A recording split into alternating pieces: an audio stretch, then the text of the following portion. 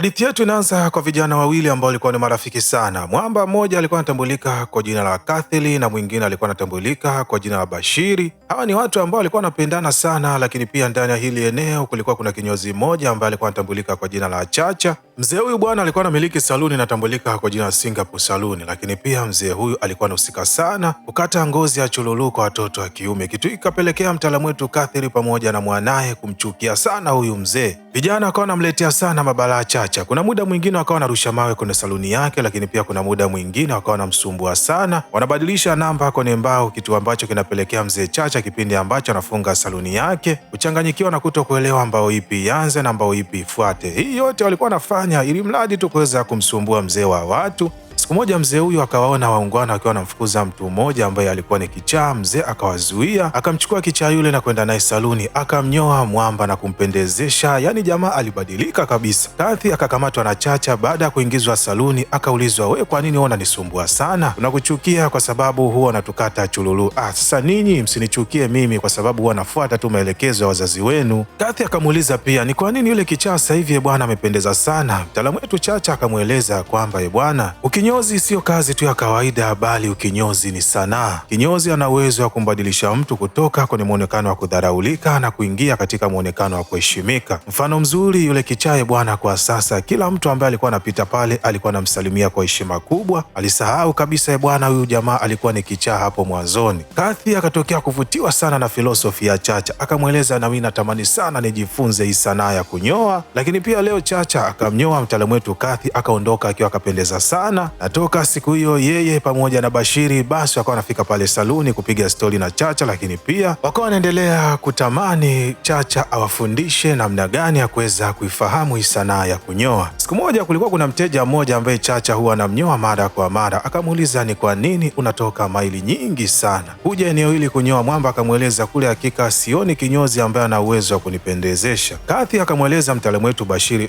mimi kwa jinsi ninavyomtazama huyu jamaa, jinsi alivyokuwa handsome, ina uhakika hata binti yake atakuwa ni mzuri, hebu tumfuatilie. Kathi anamweleza baba yake anatamani sana kwenda kujifunza tuisheni katika eneo lingine, japo ilikuwa ni eneo la mbali, lakini baba yake akasema, wewe nenda tu. Jamaa lengo la kufika hapa sio kuja kusoma tuisheni, bali kuja kusoma tuisheni moja ambayo alikuwa anasoma mtoto wa yule jamaa. Huyu binti kweli alikuwa ni pisikali, alikuwa anatambulika kwa jina la Nila, na kibaya zaidi mwalimu kwenye hii tuisheni, endapo mtoto wa kiume akichelewa, basi anampanga aende kukaa na mtoto wa kike. Kuna baadhi ya watoto wa kiume walikuwa analia sana, wakawa wanaona hii ni adhabu moja mbaya sana, lakini kwa mtaalamu wetu Kathi yeye akawa anafurahi sana. Kila siku akawa anachelewa ili mradi tu aweze kupangwa na Nila, na hakika kila siku alikuwa anapangwa na Bimdada. Yani mwamba hii tuisheni alikuwa anaona kama vile isiweze kuisha, yani siku zote iendelee kuwepo. Siku moja mwalimu akawapa taski ya kuandika. Mwamba badala aandike mambo ya msingi akaanza kuandika barua ya mapenzi. Achola mistari ya kutosha. Ile karatasi mwalimu baada ya kuweza kuisoma, Bimdada moja kwa moja akatambua mtu aliyeandika hii barua kuwa mwingine bali alikuwa ni Kathi. Anamweleza, we jamaa, ni kwa nini umeandika ile barua na kwenda kumpatia mwalimu? Sasa kama unahitaji uzungumze na mimi, tukutane kwenye kefu moja, twende tukapate masotojo. Piga sana vitu. Bashiri anamweleza, bwana kaniongeze raundi nyingine. Siwezi kwenda kukuongeza kwa sababu mpaka sasa hivi hatujui ni nani atakayelipa bili. Dada anasema, inabidi wewe Kathi ndo ulipe. Mwamba akaenda kaunta, anasema, jamani, unajua mimi ni mwanafunzi, inabidi leo nipatie discount. We wala usijali, mbona tayari mlisha alipiwa. Kumbe baba yake na Nila alifika hapa na kuweza kulipia. Anaeleza, nyinyi vijana mbona mnatoka mbali sana mpaka kuja kusoma tuisheni huku? Sisi tunapenda tu kuja kusoma huku tuisheni. Basi anaeleza jamaa ya kwamba siku nyingine mkiwa mna hamu ya kupiga masotojo mje nyumbani, yapo masotojo ya kutosha. Bwana mtaalamu wetu Kathi alifurahi sana pamoja na mwanaye. Siku bwana, baada ya kufika sehemu ambayo alikuwa anaishi Bimdada Nila pamoja na familia yake, wanakutana na bonge moja ya kufuli. Majirani wanaeleza, wale mbona walishahama wameenda katika mji mwingine. Kathi aliumia sana, akawa na mawazo ya kutosha. Chacha baada ya kuzipata hizi taarifa akaenda akamtembezea sana kifinyo na kumweleza, kama unahitaji ni kufundishe sanaa ya kunyoa, basi uje saluni na uachane kabisa na habari za mapenzi. Bwana mdogo anafika saluni, hatimaye Chacha anaanza kumpatia huu ujuzi ambao yeye alikuwa kaupata tokea miaka ya zamani. Mzee huyu alikuwa ni mtaalamu sana ambaye ambaye alimfundisha kwa ukaribu sana mtaalamu wetu Kathy, mpaka katika utu uzima wake Mwamba akawa ni kinyozi mmoja mzuri sana. Leo mshikaji baada ya kutoka katika masomo anafika mtaani, anakuta kwenye saluni kwa sasa kulikuwa kuna duka la vyakula. Aliumia sana, lakini baada ya kuelekea kwa mtaalamu wetu Bashiri anamweleza Chacha kwa sasa alishahama, alihamisha saluni yake na kupeleka katika mji mwingine, lakini aliniachia ile box ambapo ndani yake kuna vifaa vya sanaa ya ukinyozi. Mtaalamu wa kazi aliumia sana, lakini baada ya kufika nyumbani baba anamweleza sasa inabidi ajiunge chuo kwenda kusoma masomo ya uinjinia, lakini tajiri anasema yeye hahitaji kabisa kwenda kusoma hayo masomo, bali anatamani afungue saluni yake kubwa sana aipatie jina la Singapore Saluni. Baba akamchukua akampeleka maeneo kwenda kupata masotojo na kisha akamweleza, mwanangu, nisikilize, ni kweli una mawazo mazuri, lakini mimi ninakuomba nenda chuoni kapige kitabu kwa muda wa miaka 4, na baada ya miaka hiyo kuweza kuisha, mimi nitakuruhusu ufanye maamuzi yoyote ambayo wewe utakuwa unayahitaji.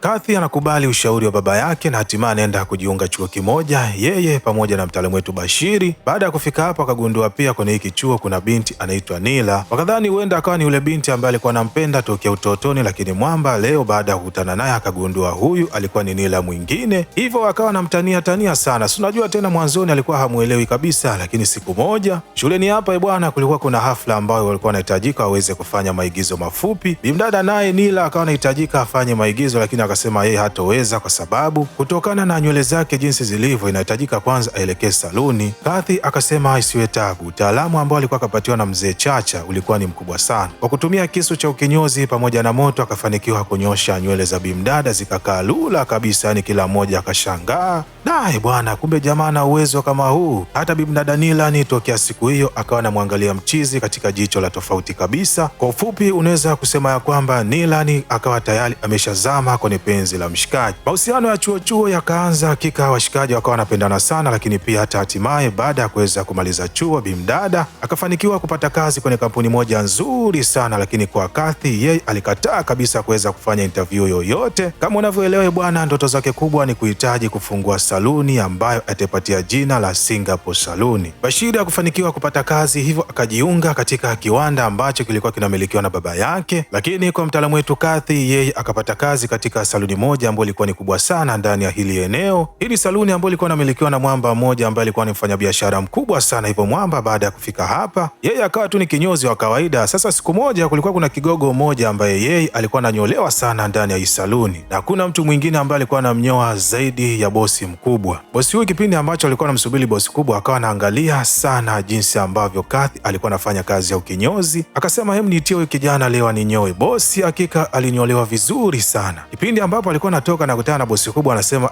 bwana, una kijana mzuri, kuanzia leo huyu kijana atakuwa ndio kinyozi wangu, na sehemu yoyote ile ambayo nitasafiri basi kijana huyu ndio nitakuwa naenda naye kwa ajili ya kuninyoa. Bosi kubwa anamfuata Kathy na kumweleza, bwana, umenisaidia sana, mimi nilikuwa sihitaji kabisa huyu jamani endelee kumnyoa. Kwanza anasumbua sana, anasafiri kila itwapo leo. Sasa kuanzia leo bwana, hiyo kofia ninakupatia wewe, hongera sana. Bashiri akafanikiwa kupata mke, alimuoa bimdada mmoja ambaye alikuwa anasoma naye chuo. Upande wa mtaalamu wetu yeye alikuwa anaendeleza mapenzi pamoja na bimdada Nila. Leo akapigiwa simu na kuelezwa kwamba bwana, hebu kesho asubuhi na mapema njoo nyumbani pamoja na baba yako, mje mzungumze na familia yangu, kwani baba amenitafutia mtu ambaye anatamani sana niweze kufunga naye ndoa. Mwamba asubuhi na mapema anafunga safari yeye pamoja na baba yake, lakini huku upande wa pili kwa Nila familia ambayo ilikuwa katafutiwa na baba yake inafika hapa na mazungumzo yanaanza. Bimdad alionekana kabisa kukunjua moyo baada ya kuweza kushawishiwa na baba yake kwa maneno mabaya sana, ambayo alielezwa kwamba yule kijana ni kweli mnapendana, lakini yeye ana mipango ya kuwa ni kinyozi. Sasa mtakula nywele, mnajua kinyozi wenyewe hata hauna maisha, hivyo mimi nakushauri olewa na huyu jamaa ambaye pia familia yake ina pesa, lakini pia hata yeye mwenyewe ana kazi nzuri. Kathy alikuwa atambui hizi pumba. Leo baada ya kufika yeye pamoja na baba yake bwana, tena alikuwa amekuja na toyo. Dada anatoka na kumzuia getini, anamweleza naye, bwana, nashukuru sana baada ya kufika wewe pamoja na baba yako, lakini nitakupatia taarifa ambayo huenda kikwako ikawa ni ngumu sana, kwani mimi tayari nimeshakubali kuolewa na mtu mwingine, hivyo ninakusii tu wewe pamoja na mimi kwa sasa tuwe ni marafiki, kwani natamani sana niwe napata kampani yako, lakini swala la sisi wawili kufunga ndoa halitowezekana. Baba anamchukua kijana wake na kumweleza hebu tuondoke. Njia nzima mtaalamu alikuwa anaenda analia, anajiuliza yeye ana shida gani. Toka akiwa mdogo jina jina la Nila limekuwa linamtesa sana, na leo tena ameweza kuteswa na penzi la Nila mwingine ambaye amekutana huko bwani. Aisee, atafanyaje sasa? Baba akamchukua akaenda kumpigisha masotojo, anamweleza we kijana wangu, kwa sasa bwana, focus na mambo mengine, jitahidi sana umsahau, kwani tayari alishapata mtu mwingine. Bashiri leo bwana anamfuata Msela na kumweleza bwana, kuna binti mmoja ambaye nimempata, huyu naye anaitwa Nila, nadhani huyu huenda akawa ni mkeo endapo tu kikubali kufunga naye ndoa. Mwamba anasema huyu ni binti ambaye tumesoma naye chuo kimoja, sema tu tulikuwa tumemzidi mwaka mmoja. Je, anafahamu ya kwamba mimi ni kinyozi? Ndiyo, anafahamu ni kinyozi, lakini pia anapenda sana taaluma yako.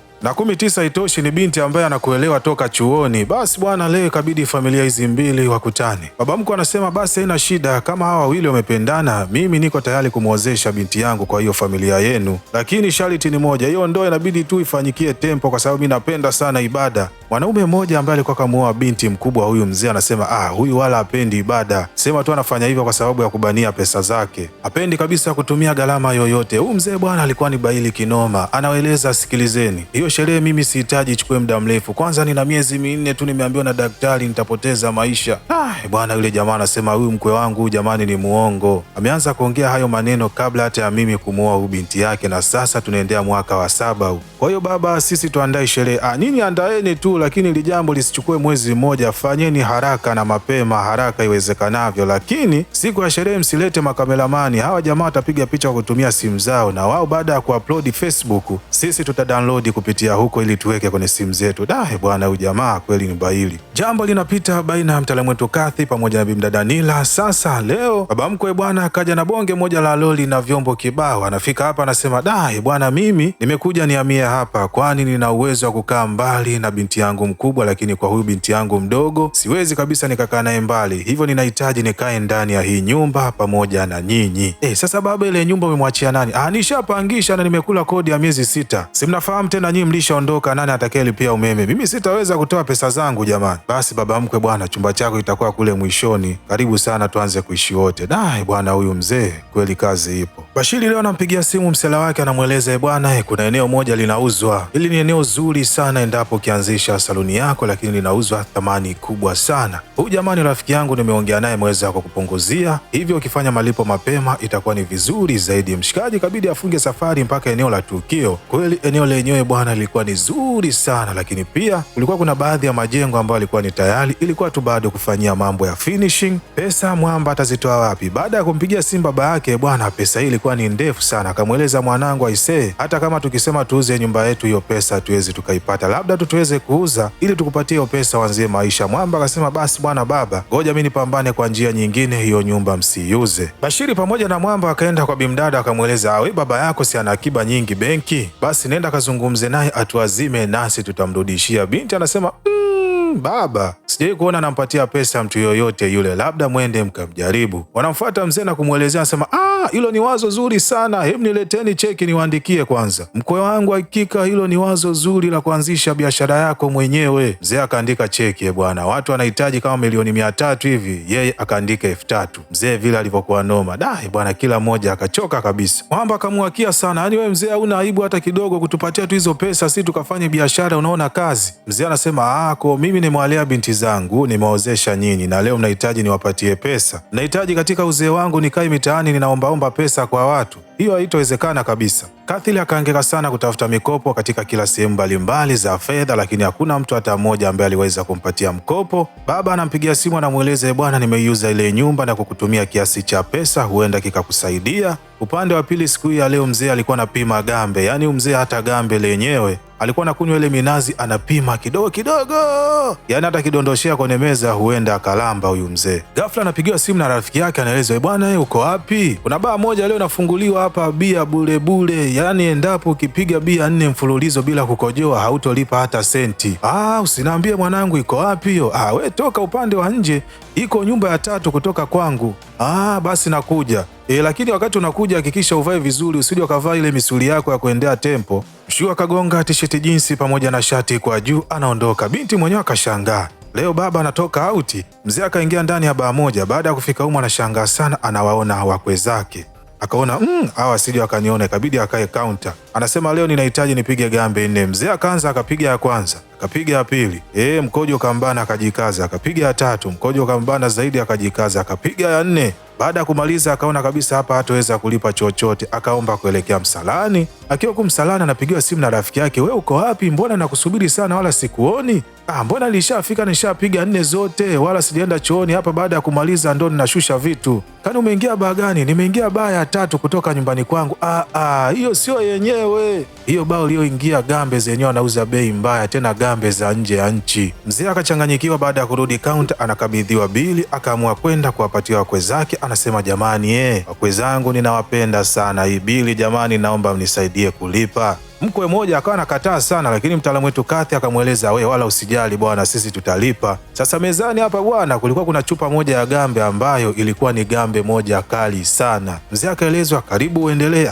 Kitu cha bure tena. Baba mkwe akapiga glasi za kutosha, alivyoona zinamletea mazingo akainua chupa yenyewe na kuanza kushusha vitu mpaka chupa ikaisha yote. Baada ya kulewa kabisa chakali akatoa cheki akasema, bwana wakwe zangu ninawapenda sana. Wewe mkwe wangu, wewe umemuoa binti yangu wa mwisho, hakika wewe una hekima sana. Ngoja nikuandikie hicho kiasi cha pesa unachokihitaji. Mzee akaanza kujaza 011. Mwisho wa siku kajaza 0 zote, zikaenea ile pesa ambayo mtaalamu wetu Kathy alikuwa anahitaji. Masela walifurahi sana, lakini mkwe mmoja akawa anachukua video, si anamjua tena baba mkwe wake. Gambe zikiisha kichwani huenda akawachenjie. Bwana baba mkwe leo akawa anashangilia sana, anasema mkwe wangu ninakupenda, chukua hii cheki. Achana kabisa na huyu mkwe mwingine mjinga ajielewi. Jamaa anaendelea tu kuchukua video huko, anaendelea kumjaza ujinga. Mzee baada ya kuamka wakati wa asubuhi anawaita binti zake, anasema bwana binti zangu, ndoto niliota jana ninaona inatisha sana. Nenda kwanza kaniangalizie kwenye mfuko wangu kama ile cheki ipo. Binti baada ya kwenda anarudi anamwambia baba, ile cheki mbona kwenye mfuko wako wa shati hakuna? Kabidi binti mmoja ampigie simu mume wake na kumuuliza, bwana baba vipi, mbona anaulizia cheki? Achana na yule, nishakutumia video. Cheki alitupa mwenyewe usiku wa jana na mimi nilijua tu huenda akatugeuka yule. Angalia hizo video zina ushahidi wote. Baba baada ya kuonyeshwa video kipindi ambacho alikuwa anagawa ile cheki kwa furaha kubwa, hakika alizima na kwenda kupelekwa hospitalini. Mkwe anamweleza, we baba mkwe endelea tu kulala hapo, kwani mimi na kadi yako ya benki na nitahakikisha hii bili ya hospitalini nalipa kutumia kadi yako. Baba mkwe akasema, bwana nimepona, nirudisheni nyumbani. Kathy akafanikiwa kununua lile eneo, lakini pia akaenda kuchukua mkopo ambao akamalizia kutengeneza baadhi ya vitu ndani ya saluni, lakini pia kuweka baadhi ya vifaa. Saluni kwa sasa bwana ikawa imependeza sana. Kwanza tukifika kwa upande wa nje, hakika unasema hii ni Singapore saluni. Baba mkwe akawa kamaindi sana mchizi, akawa kamnunia kimtindo. Salewe bwana bosi ambaye alikuwa anamiliki mtaalamu wetu Kathy kwa mwanzoni, baada ya kuzipata hizi taarifa juu ya uwepo wa hii saluni, akafunga safari mpaka kwa baba mkwe wake na Kathy na kwenda kumpatia ofa ya pesa ndefu sana na kumweleza endapo akimshawishi tu mchizi aweze kuiuza ile saluni, basi yeye atampatia hizo pesa. Baba mkwe akasema hili ni bonge moja la bingo, pesa yake ambayo ilikuwa imepotea sasa itarudi. Mwamba baada ya kurudi anapatiwa taarifa na mke wake, anasema hakika baba amefurahi sana baada ya kusikia hii ofa, lakini mchizi akakasirika sana. Anamweleza Bishosti, hakika mimi sitaweza kukubali hata siku moja kuuza saluni, kwani ile mimi ndiyo utambulisho wangu. Kwa hasira Mwamba akaamua kuondoka zake na kurudi saluni. Akiwa hapa jioni ya leo kulikuwa kuna bonge moja la mvua. Bwana mvua hii kapelekea majengo yote ambayo yalikuwepo nyuma ya saluni yake kudondoka, na haya yote yalikuwa ni majengo yake. Hivyo hapo unaweza kusema ya kwamba siku 3 kabla hajafanya uamuzi wa kuweza kuifungua hii saluni yake, bwana anaingia hasara moja kubwa sana. Kathy alichanganyikiwa sana, lakini mvua ikaendelea kuleta mafuriko makubwa sana, na kwa baadhi ya wananchi ambao walikuwa wamepoteza nyumba zao kutokana na mafuriko wakaelezwa na serikali waelekee katika sehemu ambapo kulikuwa kunapatikana Singapore saluni. Wananchi wanafika hapa, Mwamba anavuruga, anawaambia hili mbona ni eneo langu? Sisi tumeambiwa na serikali tuje hapa kuweka makazi ya muda. Kiufupi mchizi kwa sasa biashara yake ikawa imeshaharibika kwa wale watu ambao alikuwa akachukua mkopo wakaanza kumsumbua, na kila ambavyo msela akija kudaiwa mikopo, Mwamba alikuwa anaenda kujificha. Mtu ambaye alikuwa anamdai leo akafunga safari mpaka nyumbani, anamweleza mwanadada, kwa kuwa mume wako mimi ananikimbia, mweleze endapo kesho ikifika bado hajanilipa pesa yangu, basi hii nyumba nitaichukua na kuwa mali yangu. Dada akampigia mume wake simu kwa hasira sana, anamweleza siamini kama leo nanitia aibu kubwa kama hii. Mimi toka nizaliwe sikuwahi kuambiwa maneno ya dharau kama haya. Fanya juu chini usiku wa leo uweze kuyalipa hayo madeni. Mwamba akavurugwa sana, atafanya nini sasa? Bashiri akawa anamtiatia moyo, lakini mke wake yake na Bashiri akampatia Msela baadhi ya vitu vyake vya thamani na kumweleza nenda kaviuze, pesa utakayoipata nenda akampatia jamaa anayekudai, kwani baada ya kumpatia hata kusumbua kwa muda wa miezi kadhaa. Kathy anaondoka, akiwa njiani anapigiwa simu na yule mwamba anayemdai, anamweleza bwana, nivumilie, kesho asubuhi na mapema nitakuja nikupatie pesa yako. Bwana, kipindi ambacho alikuwa anaongea na simu, kuna wezi fulani wakafika wakaondoka na ule mkoba ambao ulikuwa na vitu vya thamani ndani yake. Mwamba alichanganyikiwa, akaanza kuwatafuta huku na kule, lakini jitihada zake zikagonga mwamba. Hakufanikiwa kabisa kuwakamata hawa washikaji, kabidi tu aelekee dukani kwenda kununua dawa. Anafika kwenye saluni yake, lengo kubwa ni kuweza kufanya maamuzi magumu, lakini kabla hajafanya hayo mambo, kuna jamaa mmoja ambaye alikuwa kavalia nguo nyeupe anafika anamweleza, bwana gari langu limeniharibikia hapo njiani, natamani sana kupata makazi ya muda ndani ya hii saluni yako. Mwamba huyu baada ya kuingia ndani anaanza kumweleza, hivi unafahamu kabla ya kujenga saluni ndani ya hili eneo kulikuwa kuna nini? Kulikuwa kuna mti mkubwa sana ambao ndege wengi walikuwa wanafika hapa na kuweza kuweka makazi, lakini mimi ambaye nilikuwa napita sana ndani ya hili eneo, mara nyingi nilikuwa nikisimamisha gari langu na kuweza kuwapatia chakula ndege hao, hivyo nakusihi sana hii saluni yako usije ukaikatia tamaa. Lakini pia Mwamba akamweleza, ninaomba unipeleke eneo moja ambapo ninatamani kwenda kuonana na fundi wa kuweza kuja kunitengenezea gari langu. Kathy anamchukua mtu huyu ambaye alikuwa anaonekana ni mshua, japo alikuwa afahamu mtu huyu alikuwa ametokea eneo gani. Mshikaji alielekezwa na wakaelekea katika mtaa mmoja ambao ulikuwa ni uswahilini kweli kweli. Hapa walikuta kuna mtu mmoja ambaye anauza chakula kwa watu wengi sana, yani akashangaa, inakuwaje watu wengi kama hawa waje kula chakula kwenye mazingira mabovu kama haya? Mzee wa suti nyeupe anamweleza Msela ya kwamba mazingira sio sababu ya mtu kufanya biashara vizuri. Kinachompelekea mtu kupendwa na wateja, lakini pia kuvutia watu kutoka katika maeneo mbalimbali, sio mazingira yake, bali ni kile anachokitoa kwa wale watu. Huduma ya kipekee, chakula kizuri na kitamu kinachotolewa ndani ya hili eneo, ndio vitu vinavyopelekea watu kutoka katika maeneo mbalimbali kuja na kuweza kupata chakula kwa mtu huyu wa uswahilini. Kijana wangu, ninakuona kabisa wewe una taaluma kubwa sana ukinyozi, hivyo usifungwe na mazingira, lakini pia ninakushauri kwenye saluni yako pale hakikisha unaweka chakula pamoja na maji, ili ndege wakija basi waweze kupata chakula pamoja na maji. Kathy anashangaa sana baada ya kuelezwa haya maneno, mtu huyu akuonekana tena katika macho yake. Mwamba leo baada ya kurudi kwenye saluni yake, hakika alikuwa akapata akili mpya, lakini pia anasikia kuna watu ambao walikuwa wanalalamika wakielekeza ambulance ifike hapa kumbeba mama ambaye alikuwa ni mjamzito, lakini pia alikuwa yupo katika harakati zake za mwishoni kabisa za kuweza kumpokea kichanga wake.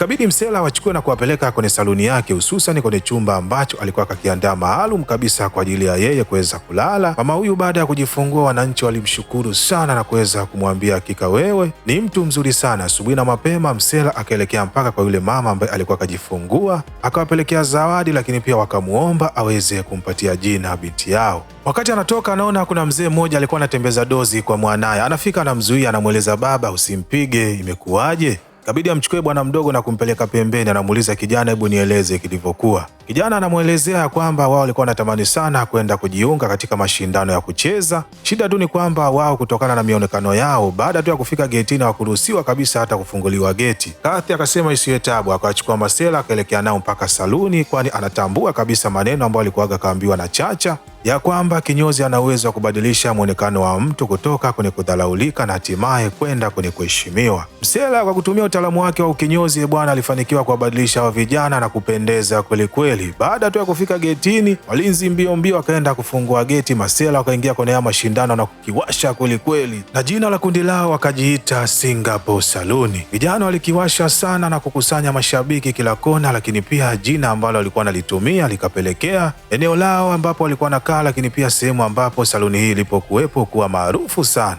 Watu wengi wakawa wanakuja kwenye hii saluni, wengine wakawa wanakuja kunyoa, wengine wakawa wanakuja kutamani sana kufahamu eneo hili likoje. Hatimaye siku ya fainali Madogo Janja wanatia timu, lakini kabla hawajaelekea kwenda kushiriki fainali bwana, leo serikali inafika pamoja na jeshi la polisi, wanasema eneo hili linatakiwa livunjwe kwa sababu kutokana na majengo ya nyuma kuweza kudondoka, hata saluni yenyewe kuna hatihati ya kuweza kudondoka. Msela akashangaa sana, hii mambo inakuwaje? Hata wananchi wenyewe kwa sasa walikuwa wameshapazoea hapa, sasa wataenda wapi? Mvutano wa hapa na pale ukapelekea mpaka Madogo Janja na wenyewe kupigwa na butwa, lakini Mwamba ikabidi tu awaandae chapchapu na kueleza, nendeni mkashiriki, lakini pia hakikisheni mnashinda. Madogo Janja leo baada ya kufika walikuwa na hasira sana, yani walicheza mpaka majaji wenyewe wakainuka na kuwapigia makofi, na wao ndo wakawa washindi kwenye haya mashindano ya kudensi. Madogo Janja baada ya kushinda kabidi waelezee situation jinsi ilivyo sehemu ambapo wanapotokea wao, Hali hii ikapelekea watu wengi serikalini kupata taarifa kwa haraka, ikiwemo pia waziri ambaye akatoa tamko ya kwamba ile saluni sivunjwa, lakini inabidi itafutiwe wataalamu ambao wataweka mazingira vizuri isipelekee saluni ile kuweza kudondoka.